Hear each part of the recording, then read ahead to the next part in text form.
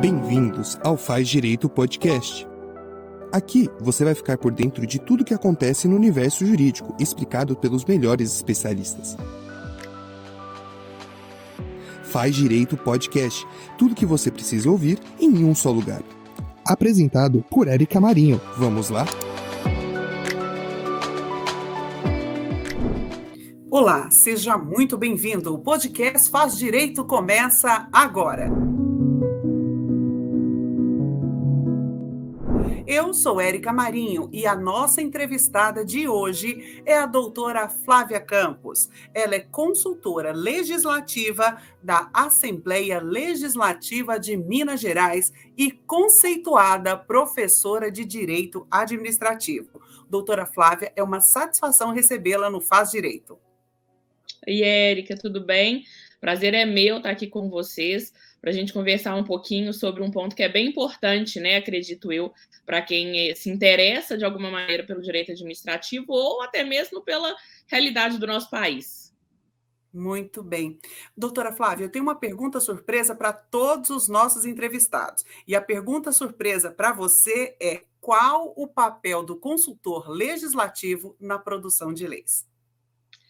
Então, o consultor legislativo, ele exerce um papel de auxílio, né, aos parlamentares. O consultor legislativo, ele vai existir em todas as casas legislativas, seja no meu caso, na Assembleia Legislativa, né, ou em âmbito federal também nas casas legislativas, ou também em âmbito municipal, porque a gente tem que entender que os parlamentares, eles são eleitos para exercer aquela função, mas eles não entendem tecnicamente de todos os assuntos, né, e nem cabe a gente exigir isso.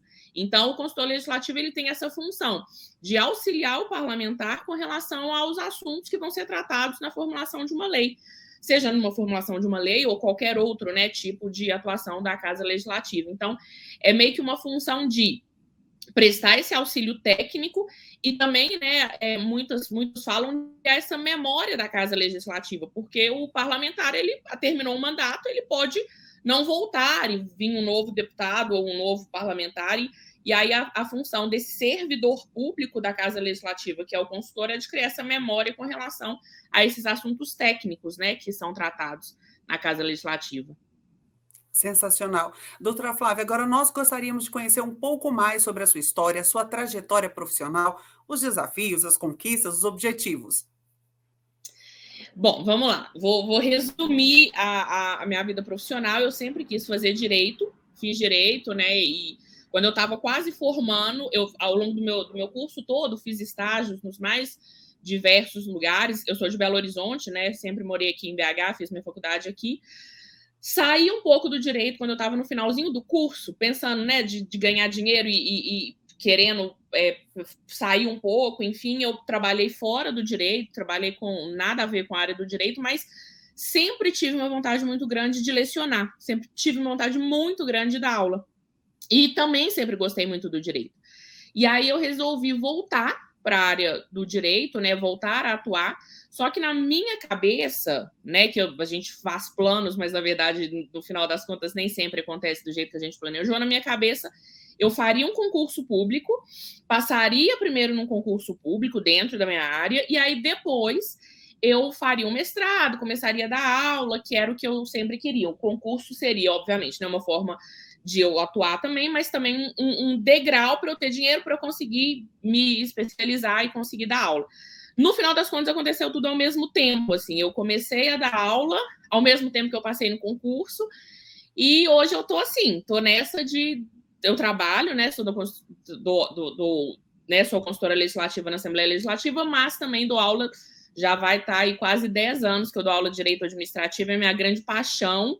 Eu não consigo ficar sem, eu fiquei agora há pouco tempo que eu estava de licença maternidade, alguns meses sem dar aula, eu já começo assim a ficar desesperada, porque é o que eu gosto, sabe? É o que me dá amor mesmo, o que me emociona é lecionar, é ajudar as pessoas, né, no caminho.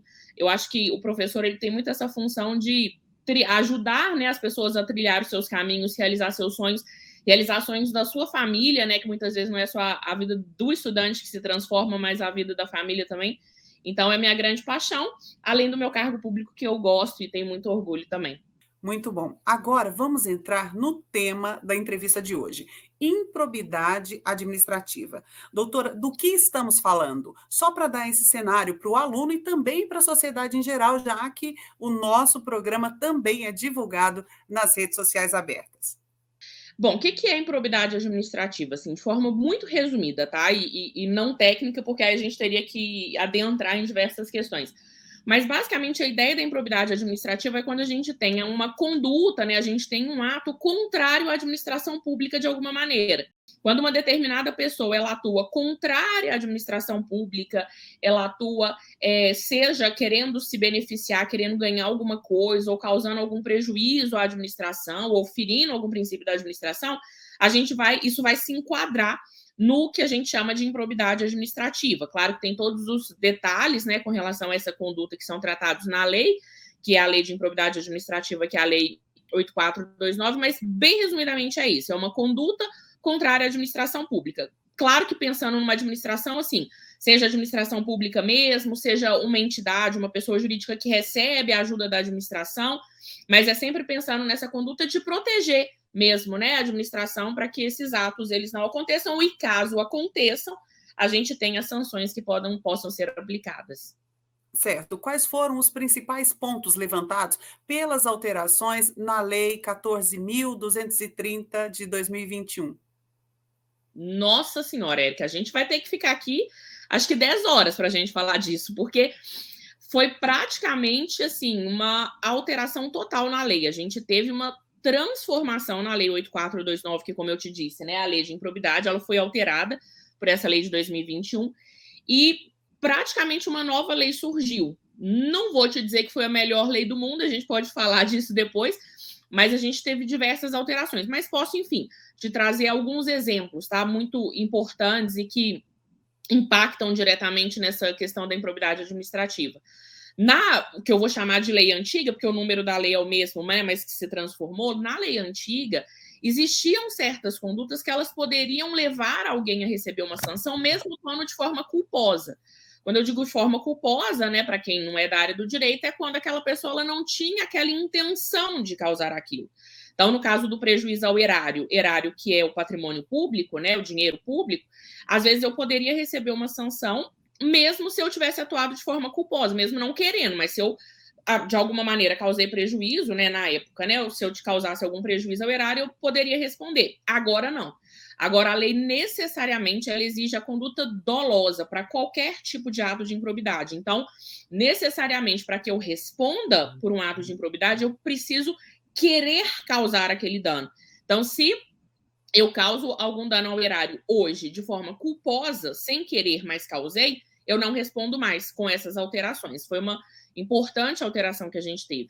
Posso citar uma outra alteração que também não foi das melhores, a meu ver, as sanções que são aplicadas a cada uma das espécies de atos de improbidade, elas estão previstas na Lei 8429 e elas foram em praticamente todas alteradas.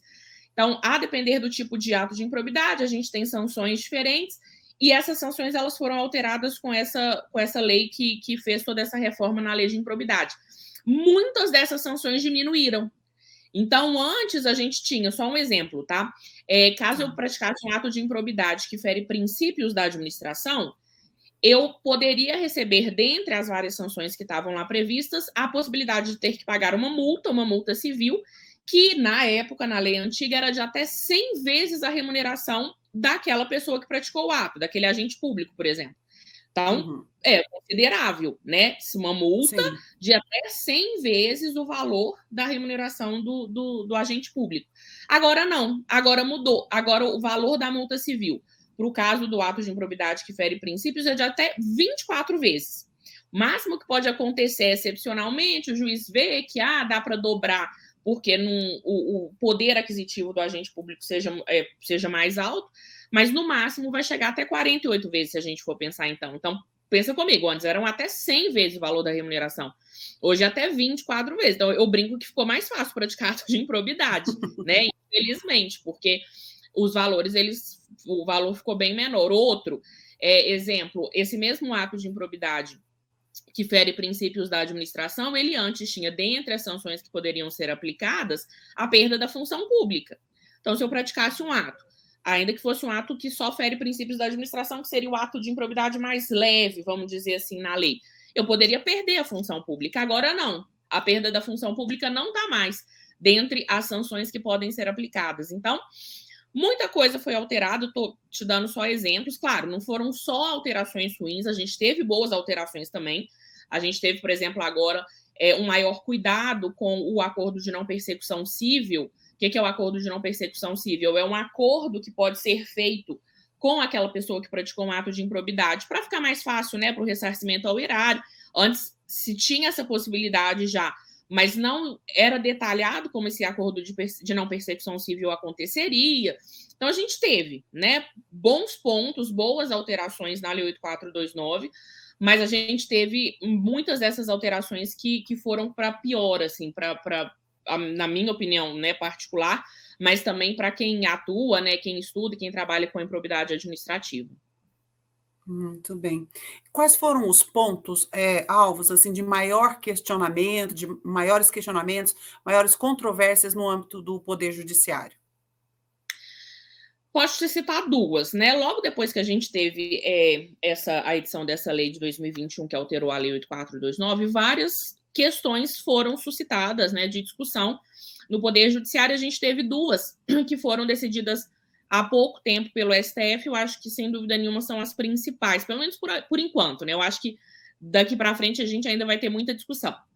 Mas posso te citar duas que foram as principais, que já temos algum tipo, né, de atuação do STF. Primeiro, que a lei antiga, lembrando que quando eu falo lei antiga é a Lei 8429 antes da reforma, que a lei antiga, ela trazia a possibilidade de tanto o Ministério Público ou a pessoa jurídica que sofreu aquele ato de improbidade ajuizar a ação civil, a ação de improbidade administrativa. Então, o MP, né, o Ministério Público, ao tomar conhecimento de um ato de improbidade, ele poderia ser autor, né, e ajuizar a ação de improbidade administrativa contra aquelas pessoas, né, que praticaram o ato, mas também tinha a possibilidade da pessoa jurídica interessada, a pessoa jurídica que sofreu o ato de improbidade, ajuizar a ação para sanção também, né, seja do agente público, seja dos particulares que atuaram ali junto com o agente público. Vem a nova lei, altera o artigo 17, que é o artigo que fala dessa questão da legitimidade da ação, e a nova lei ela coloca só o Ministério Público como possível autor dessa ação. Então, só o Ministério Público aparece no texto da lei, sendo possível o autor da ação de improbidade. A pessoa jurídica interessada não aparece mais como possível autora. Ela poderia só atuar, né, se tivesse interesse ali auxiliando, mas ela não seria autora. E da mesma maneira, só o Ministério Público ele aparecia como a pessoa, não vou dizer pessoa porque o Ministério Público, né, não é pessoa, é um órgão, mas como sujeito possível de firmar um acordo de não persecução civil. Meio que colocou o Ministério Público como a única figura responsável pela busca, né, da sanção e etc, etc. Isso foi para o STF, porque as pessoas jurídicas, elas tinham esse poder antes também, né, antes dessa alteração. E aí o Supremo Tribunal Federal, há pouco tempo atrás, decidiu que sim, a pessoa jurídica que sofre o ato de improbidade, ela tem que ter também essa legitimidade. Então, uma importante alteração, o STF declarou a inconstitucionalidade desses artigos, sem alteração do texto, mas declarando que tanto o Ministério Público quanto a pessoa jurídica interessada, eles têm que ter essa legitimidade, seja para ajuizar a ação de improbidade administrativa, seja para fazer um acordo de não persecução civil. Se ela é a pessoa jurídica que sofreu o ato de improbidade, nada mais justo, né? Se a gente for pensar que ela tenha esse poder de também buscar, né, as sanções. Então, essa foi uma primeira decisão muito importante. E uma segunda decisão também muito importante, que foi assim, logo depois que a gente teve essas alterações todas, começou a pipocar de questionamentos com relação a isso, é sobre a aplicabilidade das alterações da Lei 8429 para os atos de improbidade que já haviam sido praticados. Porque, como eu te disse, a gente agora, com a nova lei de improbidade, a gente não tem mais a possibilidade de conduta culposa, né? Então, quem pratica um ato de improbidade de forma culposa não responderia com essas alterações, né, depois dessas alterações. Mas tinha muita gente que já havia sido condenado por um ato de improbidade por conduta culposa. Então, muita gente começou a se perguntar, então, peraí, então é uma lei mais benéfica, é uma lei que está beneficiando a pessoa que praticou um ato de improbidade. Então, essa lei, essas alterações da lei, elas são aplicadas só agora, né, depois da edição, e aqueles atos que foram praticados antes, eles continuam lá sendo condenados por condutas culposas, ou a gente vai aplicar essa questão da conduta culposa e tirar essa tipificação, então, e arquivar essas ações de improbidade daquelas pessoas que atuaram de forma culposa. E aí o STF se debruçou sobre esse assunto, foi muito grande a discussão, e aí o STF determinou certas regras para aplicabilidade. Então o STF falou que não. Se um ato de improbidade que foi praticado antes dessas alterações da Lei 8.429 de forma culposa já transitou em julgado, não vai se aplicar essa história de lei mais benéfica e voltar para trás, não. Porque a improbidade administrativa ela não é uma lei penal. Se ela não é uma lei penal, a gente não tem aquela regra de norma mais benéfica lá do direito penal. Agora, se ainda estiver no curso da ação, aí o STF falou que não. Então, beleza. Então, se ainda estiver no curso da ação, cabe ao juiz analisar se houve, de fato, conduta dolosa ou não, para ver se o ato de ação de improbidade vai ser arquivado ou não. Falando de forma bem geral, né, como o STF entendeu, mas basicamente é isso. A improbidade administrativa não é uma lei penal, não é uma norma penal, ela é uma norma de âmbito civil, né, uma ação de âmbito civil, então não tem essa história de norma mais benéfica. Aqueles atos de improbidade que foram praticados, aquelas ações de improbidade que já foram transitadas em julgado, ou que já estão, né, transitadas em julgado, ou que já estão na fase de execução, não se aplica essa norma por considerá-la mais benéfica. Foram as duas principais discussões, né, que o Supremo Tribunal Federal teve com relação a essas alterações todas. Certo. Doutora, agora fazendo uma pausa no nosso tema, gostaríamos de saber qual é o seu filme preferido ou a sua série preferida, sendo ou não da área jurídica. Da área jurídica, eu te confesso que eu não sou muito de, na hora do meu lazer, ficar assistindo essas séries de área jurídica, enfim, eu não sou muito dessas, não. E eu estava te contando, né, antes da gente entrar aqui, que eu tô com 2 neném gêmeas de 6 meses, mais a minha filha mais velha de 2 anos. Então, se tem uma coisa que eu não estou fazendo ultimamente, é assistir filme ou série. Não dá tempo.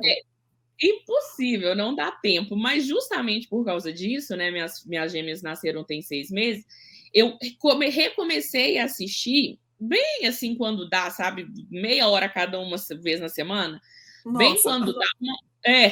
Um pisco ali que eu tenho de sossego.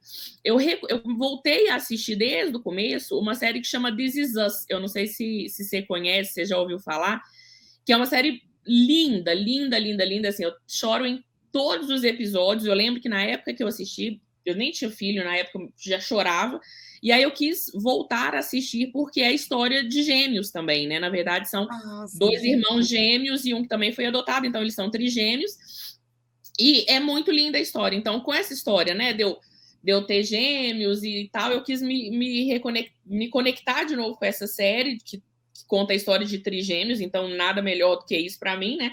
Então eu tô assistindo ela de novo. Adoro, acho lindo e choro praticamente todo episódio. Eu assisti também, muito boa.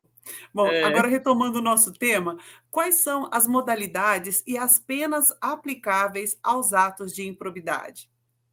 Tá.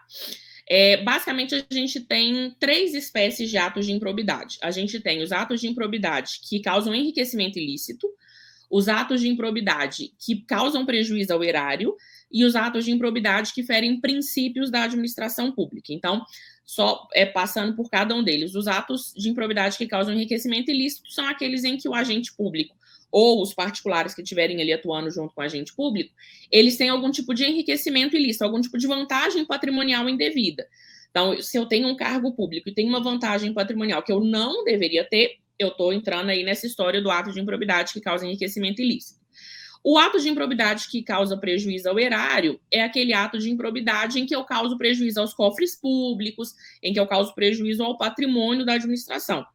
E os atos de improbidade que ferem princípios são aqueles atos que eu estou atuando ferindo algum princípio da administração pública que eu não deveria ferir. E aí, lá na lei, a gente tem hoje, com essas alterações, os atos, todos os atos que vão se enquadrar nessa última hipótese, dos atos que ferem princípios. Que agora a gente tem um rol bem taxativo lá no artigo 11. Então, por exemplo, prática do nepotismo, revelar um segredo que eu tenho em conhecimento da minha função e que eu não deveria revelar, e assim por diante, a gente tem diversos incisos lá. E aí vem logo o artigo seguinte, que é o artigo 12, e ele vem trazendo as sanções para cada uma dessas espécies de atos de improbidade. Então, por exemplo, a gente tem a possibilidade, tanto no enriquecimento ilícito quanto no prejuízo ao erário, de perder a função pública. Então, uma das sanções que o juiz pode aplicar, e o juiz ele tem uma liberdade para decidir qual sanção ele aplica ou não, no caso concreto, mas uma das sanções que a gente tem é a perda da função pública. Como eu te disse, no ato de improbidade que fere princípios, não temos mais a possibilidade da perda da função pública. Se eu tive algum enriquecimento ilícito, se eu acrescentei alguma coisa ao meu patrimônio, eu posso perder aquele valor que eu acrescentei ao meu patrimônio. A gente tem também a possibilidade da multa civil, que, como eu dei o exemplo, então, a depender do ato de improbidade, eu tenho também uma multa civil que pode vir a ser paga. Suspensão dos direitos políticos. Então, a depender do ato de improbidade, eu posso ficar com os direitos políticos suspensos por um período. E aí muda também de ato para ato esse período de suspensão dos direitos políticos. No caso do enriquecimento ilícito, que é considerado mais grave, né, a atuação mais grave, eu posso ficar com os meus direitos políticos suspensos por até 14 anos. E nos atos que causam prejuízo ao erário, eu posso ficar com os direitos políticos suspensos por até 12 anos. Então, a gente tem suspensão dos direitos políticos, eu posso ficar proibida de contratar ou de receber benefício da administração pública por um determinado período de tempo. Então, isso sempre vai mudar, é como se fosse uma gradação, né? Como se os atos de improbidade que ferem princípios, eles fossem menos graves, vamos dizer assim, óbvio que a lei não vai dizer isso, né? Mas eles recebem sanções mais leves. Os atos de improbidade que causam prejuízo, eles recebem sanções mais ou menos, e os atos que causam enriquecimento ilícito recebem as sanções mais graves, com prazos maiores. Tem até alguns autores que sempre criticaram isso, né? Porque eles falam, então é melhor eu causar prejuízo aos cofres públicos do que me enriquecer, porque aí o prejuízo aos cofres públicos eu não recebo sanções tão graves quanto as do enriquecimento ilícito. Mas basicamente a ideia é essa, é uma gradação que está prevista em lei, e aí o juiz ele tem essa liberdade de, num caso concreto, ele analisar quais são as sanções que ele aplica ou não. A gente já teve caso de alguém, de um prefeito, por exemplo, que respondeu por um ato de improbidade, mas que o juiz não determinou a perda da função pública, porque entendeu que naquele caso não se justificaria a perda da função pública. Então vai existir essa liberdade para o juiz ele decidir, sempre, obviamente, com base nessa gradação prevista em lei. Doutora, existe algum prazo de prescrição dessas sanções? Existe. Existe e também foi alterado. Esse prazo de prescrição também foi uma importante, inclusive, alteração da Lei 8429, porque antes a gente tinha prazos específicos a depender de quem praticasse um ato de improbidade. Então, se eu cumprisse um mandato eletivo e praticasse um ato de improbidade, eu tinha um prazo. Se eu ocupasse um cargo público efetivo, que é aquele que depende de concurso público, o prazo era outro. Se eu praticasse um ato de improbidade contra entidades específicas que estavam lá na lei, contexto antigo, eram outros. Então, isso dependia muito de quem praticava o ato e de contra quem o ato era praticado para se analisar qual era o prazo de improbidade. Hoje não tem mais essa história. Hoje a gente tem o prazo, que é o prazo de 8 anos, prazo de prescrição, e além disso, que eu acho também como uma boa alteração, né, que a gente teve na Lei 8429, é que hoje essa questão da prescrição ela é muito cuidada e muito detalhada na lei. Então, a gente tem possíveis interrupções, a gente tem possíveis suspensões de prazo, a gente tem a prescrição que a gente chama de prescrição intercorrente, que é quando a ação ela já foi ajuizada e demora-se demais para julgar a ação, mas hoje a gente tem um prazo geral de prescrição, né, para aplicação dessas sanções em virtude de atos de improbidade, que é o prazo de 8 anos. Muito bem. Doutora Flávia, logo no início da nossa entrevista, a senhora citou que é uma apaixonada em dar aula, não consegue nem ficar tanto tempo sem lecionar. E sei que a senhora tem bastante experiência também em lecionar para concursos públicos, inclusive. Que dicas a senhora deixaria para o aluno que está inclinado a prestar um concurso público e que peso o direito administrativo tem nesses concursos? Olha, o direito administrativo não é porque é a minha disciplina, não, mas ela é essencial, assim, para, vou dizer, 99% dos concursos, porque vai ter um aí que não cai direito administrativo, mas Direito administrativo é muito importante, e é muito importante por uma questão lógica mesmo, né? Porque se a pessoa ela vai fazer concurso para ocupar um cargo público, para ser um servidor público, ela precisa saber do ramo do direito que trata dele, né? Que estabelece todas as suas regras, né? Eu sempre brinco assim, primeira coisa, para quem quer prestar concurso público, tem que saber direito administrativo e tem que entender o que é ser servidor público. Porque você há de convir comigo que tem gente que faz concurso público para entrar em cargos e vai achar que colocou o rei na barriga e vai mandar e desmandar em todo mundo, né? E o nome servidor público, o termo servidor público, ele é para mostrar que a gente está ali para servir a coletividade, né? A gente está ali para servir a sociedade. Claro que você vai atuar numa área que você gosta, enfim, mas a nossa função é servir.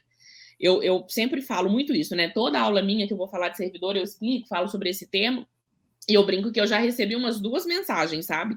De gente me xingando, falando que absurdo, quando eu estiver no cargo X, eu não vou servir ninguém, eu não tô nem aí.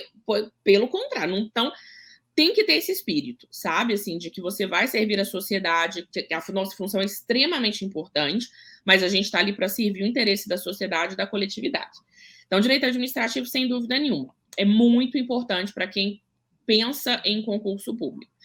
E talvez uma dica assim, que eu posso dar, que eu tenho visto muito que tem prejudicado os meus alunos, eu estou, como eu disse, há quase 10 anos dando aula para concurso público, e eu tenho um contato muito próximo com os meus alunos, converso com todos eles no Instagram, e a gente fica o tempo todo batendo papo, e eu tenho visto que tem prejudicado muito essa nova geração, vamos dizer assim, é a questão da atenção, sabe? Acho que nós todos, né, mesmo a gente trabalhando, enfim, a gente tem tido uma tendência de não conseguir prestar atenção, de focar num determinado assunto apenas, sabe? Ou focar naquilo que a gente está fazendo. O celular está o tempo todo perto da gente. O celular está o tempo todo apitando. E a gente acha que ele não prejudica, a gente acha que isso não prejudica, né? A gente acha que a gente vai ali pegar o telefone, vai ver uma notificação, vai deixar o telefone e vai voltar para estudar. Mas isso não acontece, sabe? Se você for calcular o tempo que a gente perde mexendo no celular, vendo uma notificação qualquer, assim, eu acho que isso prejudica demais o aluno hoje quando ele está se preparando. E a gente se auto-engana, né? A gente é um meio de autossabotagem mesmo, assim. A gente acha que a gente não está se prejudicando, a gente acha que a gente está conseguindo estudar plenamente, mas que na verdade não.